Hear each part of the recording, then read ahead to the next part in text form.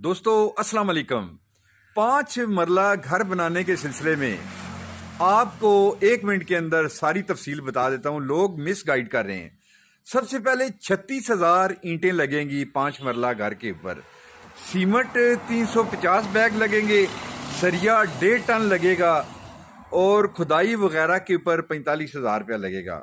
मजदूरी जो मुकम्मल तौर पे इस घर के ऊपर आपकी लगेगी वो 4,50,000 रुपया लगेगी जी। इसके अलावा आप हिस्बे मामूल जो जो चीज़ें आप इस्तेमाल करना चाहते हैं, वो बिजली का सामान और सैनिटरी का सामान, वो आप अपनी दस्तरस के मुताबिक कोई 4-1 लाख रुपया टोटल रख लें जी। ये तो इसमें आप याद रखिएगा कि मजदूरी भी आपको बता दी है, ईंटें भी बता दी हैं, सरिया भी बता दी है, बजरी भी बता दी है, तमाम चीज़ें बताई हैं।